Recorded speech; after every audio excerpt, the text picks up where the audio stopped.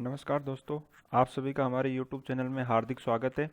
जैसा कि हमने बताया था आपको, जो कि हमारा YouTube चैनल है उसकी कम्युनिटी वाले में डाला था टैब, एक पोस्ट डाली थी जिसके अंदर आपको बताया गया था कि जो संविधान है, भारतीय संविधान, उसके जो MCQ ला रहे थे अपन, महत्वपूर्ण क्वेश्चंस जो एग्जाम में आ सकते हैं, जो आज तक पूछे गए हैं, रिपीट होते हैं क्वेश्चंस, और जो महत्वपूर्ण एग्जाम की दृष्टि से वो क्वेश्चंस।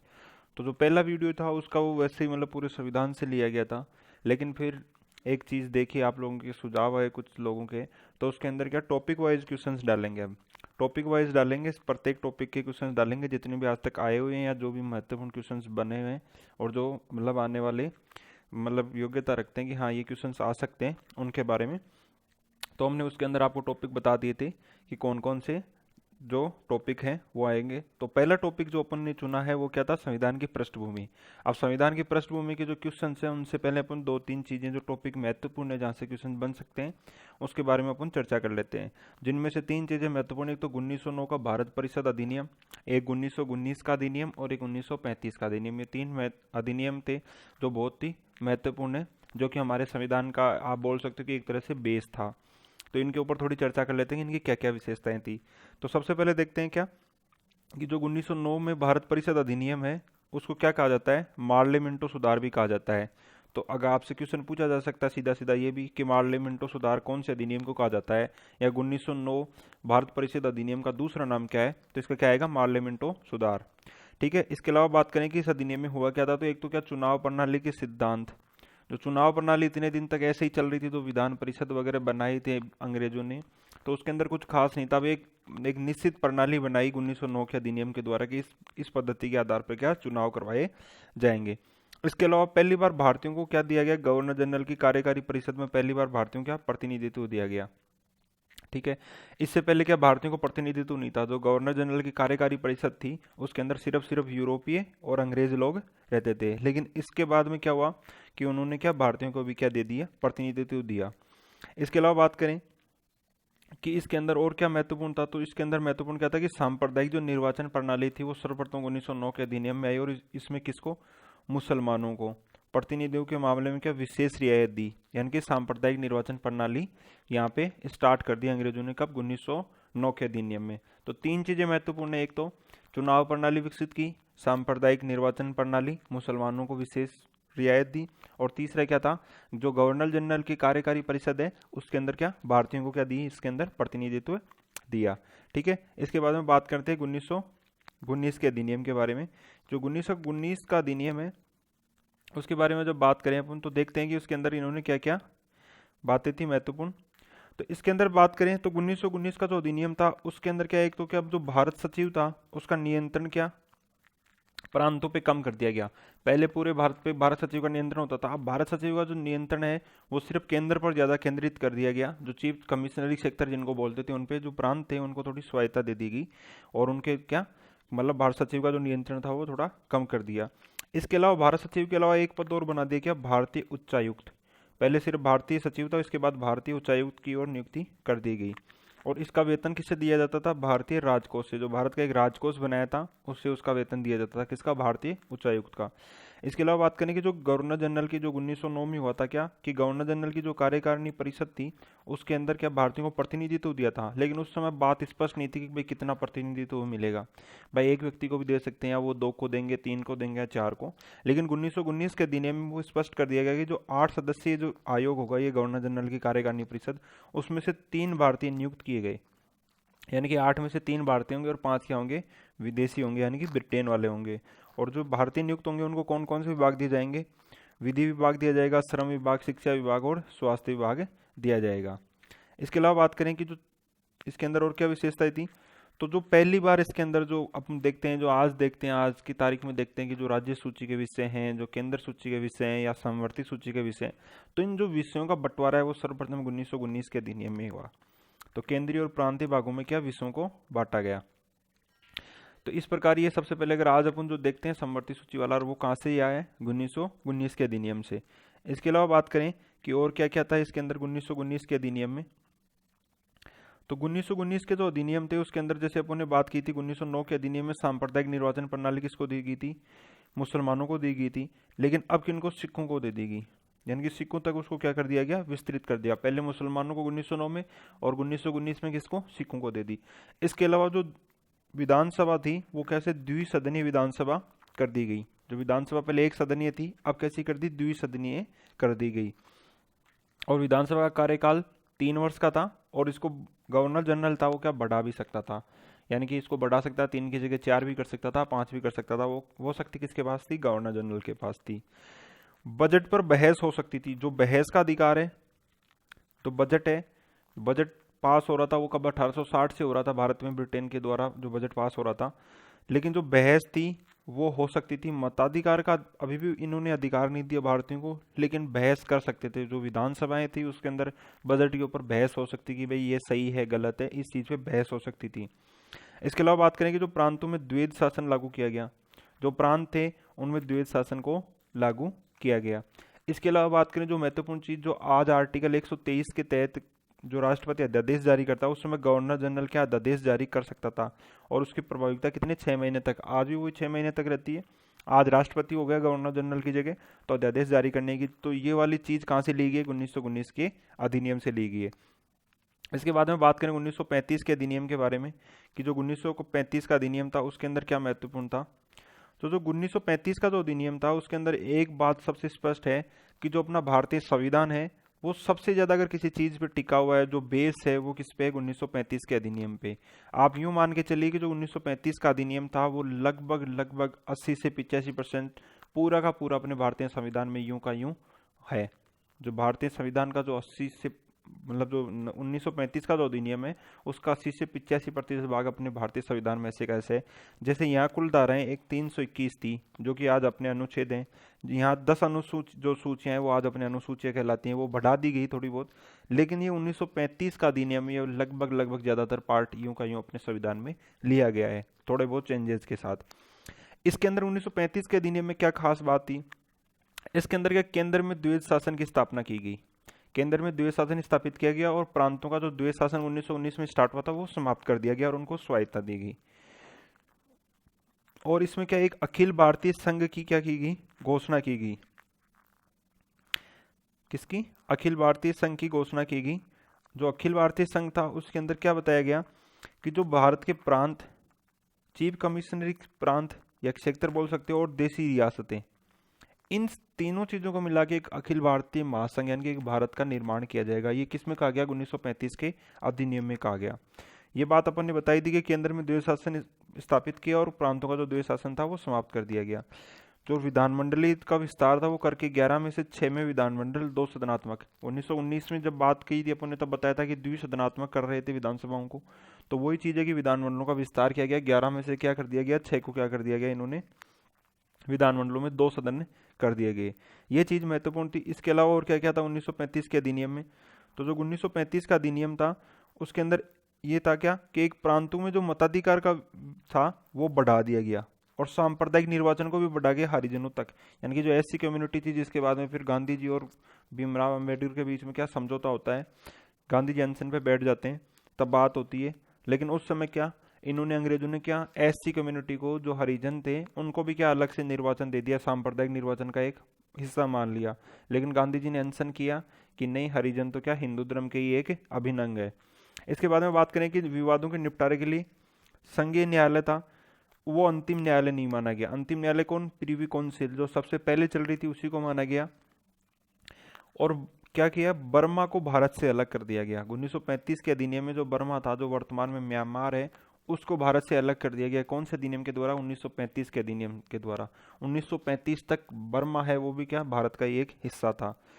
इसके अलावा बात करें कि जो गृह सरकार में महत्वपूर्ण परिवर्तन हुए, कि जो मंत्रियां हैं इन्होंने अपने सहयोगी कार्य करते थे, उन्होंने भारत मंत्री के अधिकार को समाप्त कर दिया। जो भारत मंत्री था उसको थोड़ा सा क्या समाप्त कर दिया। उनके जो अधिकार थे ज्यादातर धीरे धीरे मतलब इंडिया में देने लगे, क्योंकि भारत मंत्री कहाँ ब्रिटेन की संसद में बैठता था। इसके अलावा जो सबसे महत्वपूर्ण था वो क्या था कि संघीय न्यायालय की स्थापना हुई और रिजर्व बैंक ऑफ इंडिया की स्थापना की गई। इस अधिनियम के द्वारा 1935 के अधिनियम के द्वारा किया गया, संघीय न्यायालय की स्थापना की और रिजर्व बैंक ऑफ इंडिया की स्थापना की गई। इस प्रकार अपन ने ये चर्चा की है किसके बारे में, 1909 के अधिनियम के बारे में, 1919 के अधिनियम के बारे में और 1935 के। ये थोड़ा सा ब्रीफ लिए, बाकी ये बहुत ज़्यादा डीपली चीज़ें हैं, आराम से आप पढ़ो। जो भी टॉपिक है उसको, पर ये मेन चीज़ें जो क्या क्या था वो मैंने आपको बताया है। इसके बाद में अपन चर्चा करते हैं अब क्वेश्चंस की, कि जो अपना क्वेश्चंस हैं वो कैसे आएंगे। तो क्वेश्चंस के बारे में चर्चा करते हैं। महत्वपूर्ण 25 क्वेश्चन लिए अपन ने इस टॉपिक के, संविधान की पृष्ठभूमि के, तो वो बात करते हैं। ठीक है। और दोस्तों इन हमारे वीडियोज़ को लाइक करिए, आप कमेंट करिए, कोई चीज़ अच्छी नहीं लगती तो बताइए कि ये चीज़ अच्छी नहीं है, अपने दोस्तों के पास शेयर कीजिए, कमेंट कीजिए और सब्सक्राइब कीजिए हमारे चैनल को, जिससे कि अगर आप ऐसा करोगे अच्छे व्यूज़ मिलेंगे हमें, तो हमारा कॉन्फिडेंस अच्छा होगा, तो हम आपको और अच्छी चीज़ें ला के देंगे। ठीक है दोस्तों, तो चलिए शुरू करते हैं पहला क्वेश्चन। तो जो पहला क्वेश्चन है उसके अंदर देखते हैं कि किस अधिनियम के द्वारा भारत में संघीय न्यायालय की स्थापना हुई। जो संघीय न्यायालय है उसकी स्थापना किस अधिनियम के द्वारा हुई। तो ऑप्शन देखते हैं। पहला ऑप्शन भारत परिषद अधिनियम 1861, नहीं। इसके अलावा बात करते हैं कि भारत परिषद अधिनियम 1909, इसके द्वारा भी नहीं किया गया। सी ऑप्शन है भारत शासन अधिनियम 1919, मतलब ये भी नहीं है। तो इसका ऑप्शन तो क्या हो जाएगा, डी। तो किसके द्वारा किया गया, अभी अपन ने जब थोड़ी देर पहले चर्चा की थी, किसके द्वारा, भारत शासन अधिनियम 1935 के द्वारा रिजर्व बैंक ऑफ इंडिया और संघीय न्यायालय की स्थापना की गई। तो किसके द्वारा आएगा, भारत शासन अधिनियम 1935 के द्वारा इसकी स्थापना की गई है। ठीक है। और अगर इसके बारे में, संघीय न्यायालय के बारे में अगर आप जानना चाहोगे और भी ज़्यादा, तो इसके अंदर क्या है कि जो 1773 के चार्टर एक्ट था उसके द्वारा सर्वप्रथम कलकत्ता में न्यायालय की स्थापना की गई थी। और जो सुप्रीम कोर्ट है आज का, जो पहले संघीय न्यायालय कहलाता था 1935 से लेके, तो उसकी पहली बैठक 28 जनवरी 1950 को हुई थी। और उसकी पहली बैठक में कौन जज बने थे, एच जे कानिया साहब, जो कि पहले क्या संघीय न्यायालय के मुख्य न्यायाधीश थे। और उसके बाद में जब वो सुप्रीम कोर्ट में कन्वर्ट हो गया, जब अपना संविधान लागू हो गया, तो वही अपने प्रथम न्यायाधीश बने, एच जी कानिया। और पहली बैठक कब हुई थी, 28 जनवरी 1950। तो सुप्रीम कोर्ट कब बना, वो 28 जनवरी 1950 को। ठीक है दोस्तों, आगे बात करते हैं दूसरे क्वेश्चन की। जो दूसरा क्वेश्चन है उसमें क्या गया, भारतीय संविधान में केंद्र और राज्यों के बीच शक्तियों का विभाजन किस योजना पर आधारित है। तो भारतीय संविधान में केंद्र और राज्यों के बीच शक्ति का विभाजन, पहला ऑप्शन है मार्लियामेंटो सुधार 1909, दूसरा ऑप्शन है मॉन्टेग्यू चेम्सफोर्ड अधिनियम 1919, तीसरा ऑप्शन है भारत शासन अधिनियम 1935, चौथा ऑप्शन है भारतीय स्वतंत्रता अधिनियम 1947। तो ये किसके द्वारा, भारत शासन अधिनियम 1935 के द्वारा। अभी जब अपन ने 1935 का अधिनियम पढ़ा था तब बताया था कि जो केंद्र और राज्यों के बीच में जो आज समवर्ती सूची, केंद्र सूची, राज्य सूची का जो बंटवारा है वो 1935 के अधिनियम के आधार पर किया गया है। तो इसमें कौन सा आ जाएगा, ऑप्शन सी राइट होगा, 1935 का शासन अधिनियम। इसके बाद में आगे वाला क्वेश्चन देखते हैं, क्वेश्चन नंबर 3। जो क्वेश्चन नंबर 3 है उसमें कहा गया है किस अधिनियम के तहत बर्मा भारत से अलग हुआ। तो इसमें पहला ऑप्शन है गवर्नमेंट ऑफ इंडिया एक्ट 1858, इसके द्वारा नहीं हुआ। गवर्नमेंट ऑफ इंडिया एक्ट 1919, इसके द्वारा भी नहीं हुआ। और इंडियन इंडिपेंडेंस एक्ट यानी कि भारतीय स्वतंत्रता अधिनियम 1947, इसके द्वारा भी नहीं हुआ। गवर्नमेंट ऑफ इंडिया एक्ट 1935 इसके द्वारा हुआ है। अपन ने अभी थोड़ी देर पहले जब पढ़ा था 1935, तो उसमें भी मैंने आपको बताया था कि जो बर्मा है 1935 तक भारत का एक अभिन्न हिस्सा था, 1935 अधिनियम के द्वारा उसको अलग कर दिया गया। क्वेश्चन नंबर 4 देखते हैं कि निम्न में से कौन अगस्त 1946 ईस्वी में प्रथम अंतरिम सरकार का सदस्य, यानी कि जो अंतरिम सरकार बनी तो उसका सदस्य नहीं था। जो संविधान सभा बनी उसी को बाद में अंतरिम सरकार बनाया गया, जिन्होंने अपने देश को क्या 1950 तक क्या जो सरकार चली, जो 1951-52 में होते पहले आम चुनाव, तब तक ये अंतरिम सरकार ही चल रही थी जिसने क्या सरकार का कार्य किया। तो इसके सदस्य नहीं थे। क्या पूछ रहे हैं कि सदस्य नहीं थे, तो इसके अंदर कौन सदस्य नहीं थे, तो जो डॉक्टर एस राधाकृष्णन है ये इसके सदस्य नहीं थे। बाकी सी राजगोपालाचारी भी उसके सदस्य थे, डॉक्टर राजेंद्र प्रसाद भी उसके सदस्य थे और जगजीवन राम भी उसके सदस्य थे। इसके अलावा बात करें क्वेश्चन नंबर 5 की, कि भारतीय विधायिका प्रथम बार द्विसदनीय बनाएगी। जो भारत की विधायिका है वो सर्वप्रथम द्विसदनीय कब बनाएगी। तो इसके अंदर ऑप्शन देखते हैं 1909 के भारत परिषद अधिनियम, 1919 के भारत शासन अधिनियम, सी ऑप्शन है 1853 के चार्टर अधिनियम, डी ऑप्शन है 1935 के भारत शासन अधिनियम द्वारा। तो इसके अंदर अपन बात करें तो कौन सा हो जाएगा, 1919 के भारत शासन अधिनियम द्वारा। 1919 जब मैंने बताया उसमें भी ये विशेषता थी कि जो विधायिका है, विधानसभा है, उनको द्विसदनात्मक बनाया गया। तो कौन सा ऑप्शन हो जाएगा, राइट बी ऑप्शन हो जाएगा। ठीक है, आगे वाले क्वेश्चन की बात करते हैं, क्वेश्चन नंबर 6। तो क्वेश्चन नंबर 6 है, क्वेश्चन नंबर 6 में क्या कहा गया, किस अधिनियम द्वारा राष्ट्रपति का अध्यादेश जारी करने की शक्ति प्रेरित है। ये भी मैंने जब वहां बताया था कि जो गवर्नर जनरल है वो क्या करता है, अध्यादेश जारी करता है, 6 माह तक प्रभावी रहता है। ये किस अधिनियम के द्वारा शक्ति प्राप्त है, 1935 के अधिनियम के द्वारा। तो भारत शासन अधिनियम 1935 के द्वारा ये शक्ति प्रेरित है, जो अपने संविधान में ली गई है, जो कि आर्टिकल किसके द्वारा दी जाती है, 123 के तहत राष्ट्रपति क्या अध्यादेश जारी करता है। जब संसद सत्र में नहीं हो और कोई महत्वपूर्ण कानून लाना हो तो वो 6 महीने तक वो कानून बना सकते हैं, लेकिन हाँ 6 महीने बाद संसद की अनुमति आवश्यक होती है। इसके बाद में क्वेश्चन नंबर 7 की बात करते हैं कि जो अप्रत्यक्ष चुनाव का प्रारंभ किस अधिनियम से माना जाता है। तो जो अप्रत्यक्ष चुनाव है भारत में वो किस अधिनियम के द्वारा माना जाता है। ऑप्शन ए 1813 का चार्टर एक्ट, ऑप्शन बी 1833 का चार्टर एक्ट, ऑप्शन सी 1853 का चार्टर एक्ट और ऑप्शन डी 1892 का भारत परिषद अधिनियम। तो इसका राइट आंसर होगा डी ऑप्शन 1892 का भारत परिषद अधिनियम। जो अप्रत्यक्ष चुनाव प्रणाली है वो किसमें है, भारत में 1892 का जो भारत परिषद अधिनियम था उसके द्वारा। इसके अलावा बात करें क्वेश्चन नंबर 8 की कि जो गवर्नर जनरल की कार्यकारी नियुक्त होने वाले प्रथम विधि सदस्य कौन थे। जो गवर्नर जनरल की कार्यकारिणी नियुक्त हुई उसके अंदर जो प्रथम सदस्य नियुक्त हुए विधि सदस्य वो कौन थे। ऑप्शन ए है वीएन राव, बी ऑप्शन है भीमराव अंबेडकर, सी ऑप्शन है सत्येंद्र सिन्हा और डी ऑप्शन है तेज बहादुर सप्रू। तो इसका राइट आंसर कौन हो जाएगा, सत्येंद्र सिन्हा। तो जो गवर्नर जनरल की कार्यकारिणी नियुक्त थी उसके अंदर प्रथम विधि सदस्य किसको बनाया गया, सत्येंद्र सिन्हा को बनाया गया। ठीक है, आगे वाले क्वेश्चन की बात करते हैं, क्वेश्चन नंबर 9 की। क्वेश्चन नंबर 9 है उसके अंदर पूछा गया है कि किस अधिनियम के द्वारा केंद्रीय विधान परिषद में मुस्लिम वर्ग के लिए पृथक निर्वाचन की व्यवस्था की गई। अब ये क्वेश्चन ऐसे भी आ सकता है कि मुस्लिम वर्ग के लिए पृथक निर्वाचन की व्यवस्था की गई, या इस क्वेश्चन को ऐसा भी पूछा जा सकता है कि भारत में सर्वप्रथम सांप्रदायिक निर्वाचन प्रणाली कब से स्टार्ट की गई। ऑप्शन ए है 1919, ऑप्शन बी 1909, ऑप्शन सी 1853 और ऑप्शन डी 1892। ठीक है, तो मैंने बताया था तब 1909 का पढ़ाया था, तब बताया था कि कब से की गई है, 1909 में। जो भारत शासन अधिनियम 1909 था उसके द्वारा क्या की गई है, जो सांप्रदायिक निर्वाचन प्रणाली है वो स्टार्ट की गई, मुसलमानों को कुछ विशेष रियायतें दी गई।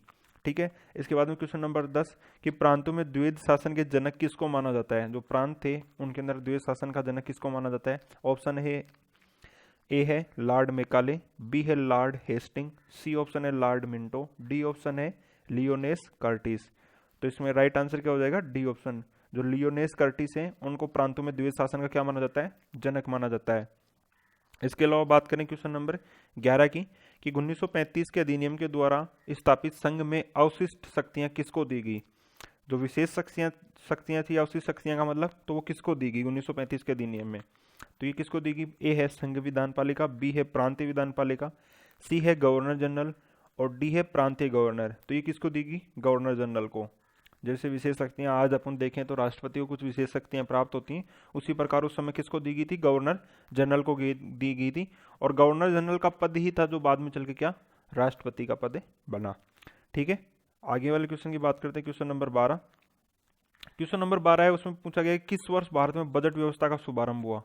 तो बजट व्यवस्था भारत में ब्रिटेन के द्वारा कब से शुरू की गई। Option A 1860, option B 1857, option C 1846 और ऑप्शन डी 1866। तो मैंने अभी अगर थोड़ी देर पहले अगर आपने ध्यान दिया हो तो बताया था इसका आंसर क्या होगा, 1860। 1860 से भारत में बजट प्रारंभ किया था किन्होंने, ब्रिटेन ने। इसके अलावा बात करेंगे 15 अगस्त 1947 जब देश आज़ाद हो गया तब से लेकर 26 जनवरी 1950 तक, जब तक अपना संविधान बना, यानी कि बन तो 1949 में गया था लेकिन वो लागू करने में थोड़ा टाइम लगाया क्योंकि 26 जनवरी को ऐतिहासिक बनाना चाहते थे। तो इतना जो समय था उसके अंदर भारत सरकार किसके उपबंधों पे, कि भाई कोई सरकार चलती है उसके नियम कायदे होने चाहिए, तो किसके आधार पे इतने दिन उस सरकार ने कार्य किया। तो जैसा कि मैंने पहले भी बताया था 1935 पढ़ाया था आपको जब, कि जो 1935 का अधिनियम था वो लगभग अपने संविधान में ऐसे का ऐसा है कुछ चेंजेस के साथ। तो उतने दिन किसके आधार पर किया है सरकार ने कार्य, 1935 के भारत शासन अधिनियम के द्वारा उस उपबंधों के तहत कार्य किया गया। इसके बाद में क्वेश्चन नंबर 14 है किस अधिनियम के द्वारा प्रांतों में द्वैध शासन आरंभ किया गया। ये क्वेश्चन भी अपन ने पहले पढ़ चुके, जब अपन ने 1919 का अधिनियम पढ़ा था। तो प्रांतों में द्वैध शासन कब शुरू किया गया, 1919 में। 1919 में प्रांतों में द्वैध शासन स्थापित किया गया। 1935 में इसको समाप्त करके केंद्र में द्वैध शासन की क्या स्थापना की गई। तो इसका आंसर क्या हो जाएगा, 1919। आगे वाला क्वेश्चन नंबर 15 है कि कौन सी एक भारत शासन अधिनियम 1919 की विशेषता नहीं थी। जो भारत शासन अधिनियम था 1919 उसकी विशेषता नहीं थी, प्रत्यक्ष निर्वाचन, केंद्र में द्विसदन, केंद्र में द्वैध शासन और विधानमंडलों का निर्माण शक्ति। तो अभी जस्ट मैंने ऊपर वाले क्वेश्चन बताया कि केंद्र में जो द्वैध शासन है वो कब स्थापित किया गया, 1935 में। तो ये उसकी विशेषता नहीं हो सकती। क्या पूछा, विशेषता नहीं थी, तो ये उसकी विशेषता नहीं है। केंद्र में द्वैध शासन कब हुआ, 1935 से। तो राइट आंसर हो जाएगा क्या, सी। ठीक है, आगे क्वेश्चन नंबर बात करते हैं अपन 16 की। जो क्वेश्चन नंबर 16 है उसमें पूछा गया कि कौन सी एक भारत शासन एक्ट 1935 की विशेषता नहीं थी। अब इसमें पूछा कि 1935 की विशेषता नहीं थी। अखिल भारतीय महासंघ का प्रावधान था, तो अपन ने जब देखा था 1935, तो उसमें ये था प्रांतों में द्वैध शासन समाप्त कर केंद्र में लागू किया गया। बिल्कुल 1919 में जो प्रांतों में स्टार्ट हुआ था वो समाप्त करके केंद्र में लागू कर दिया गया। प्रांतों को स्वायत्ता का संकेत, जब द्वैध शासन समाप्त किया तो प्रांतों को क्या स्वायत्ता देगी। अवशिष्ट विषय प्रांतीय विधायकों को आवंटित किए गए, जो विशेष विषय थे वो प्रांतीय विधायकों को आवंटित नहीं किए गए। ये क्वेश्चन कथन क्या है, गलत है, तो विशेषता नहीं थी, तो इसका राइट आंसर क्या हो जाएगा, डी ऑप्शन। ठीक है, इसके बाद में आगे बात करते हैं क्वेश्चन नंबर 17 कि मॉन्टेग्यू चेम्सफोर्ड का प्रकाशन कब हुआ। प्रकाशन कब हुआ, यह कब पारित हुआ। तो मॉन्टेग्यू चेम्सफोर्ड अधिनियम किसको कहते हैं, 1919 का अधिनियम है, उसी को क्या कहते हैं, मॉन्टेग्यू चेम्सफोर्ड अधिनियम कहते हैं। और मार्ले मिंटो सुधार किसको कहते हैं, 1909 को, और मॉन्टेग्यू चेम्सफोर्ड 1919 के अधिनियम को कहते हैं। ये याद रखना, दोनों क्वेश्चन बार बार पूछे जाते हैं घुमा फिरा के, तो ये दोनों आपको याद होने चाहिए। आगे बात करते हैं क्वेश्चन नंबर 18 की कि किस अधिनियम द्वारा केंद्र में द्वैध शासन स्थापित किया गया। 1919 के अधिनियम के द्वारा, 1935 के द्वारा, 1909 के द्वारा, 1892 के द्वारा। अभी जब आपने 16 क्वेश्चन किया तब मैंने बताया, और उससे पहले वाले क्वेश्चन में मैंने बताया था। तो किसमें द्वारा, 1935 के द्वारा केंद्र में क्या किया गया, द्वैध शासन स्थापित किया गया। ठीक है, इसके बाद में आगे वाले क्वेश्चन की बात करते हैं, क्वेश्चन नंबर 19। क्वेश्चन नंबर 19 क्या कह रहा है कि 1935 अधिनियम के तहत समवर्ती सूची में कितने विषय थे। जो समवर्ती सूची बनाएगी 1935 के अधिनियम में, तो उसमें जो समवर्ती सूची, उसमें कितने विषयों को शामिल किया गया जिन पे केंद्र और राज्य दोनों क्या कानून बना सकते हैं। समवर्ती सूची उसी को कहते हैं। उसके अंदर पहला ऑप्शन है 39, ऑप्शन बी 47, ऑप्शन सी 57 और ऑप्शन डी 36। तो इसका राइट आंसर क्या हो जाएगा, ऑप्शन डी 36, यानी कि 36 विषय थे जो किसमें रखे गए, समवर्ती सूची में रखे गए।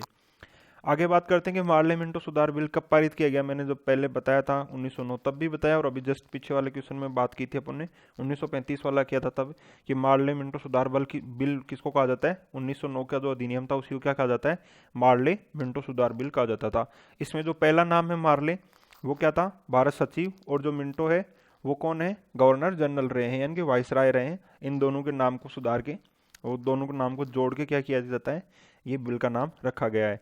क्वेश्चन नंबर 21 की बात करें कि भारत सचिव का पद किस एक्ट के तहत बनाया गया। जो भारत सचिव है इसका जो पद था वो किसके तहत बनाया गया, 1911, 1905, 1909 और सॉरी नीचे वाले ऑप्शन मैंने ऊपर वाले पढ़ दी। तो भारत सचिव का पद है वो 1909 में, 1919 में, 1858 में या 1892 में। तो अगर आपको याद हो 1857 की क्रांति पड़ी, तो उसके बाद जब महारानी ने जो कुछ सुझाव दिए, कुछ बातें की, कुछ घोषणाएं की, जब वो विद्रोह हुआ, तो उसके बाद 1858 में कोई एक क्या उन्होंने जारी किया एडवाइजरी।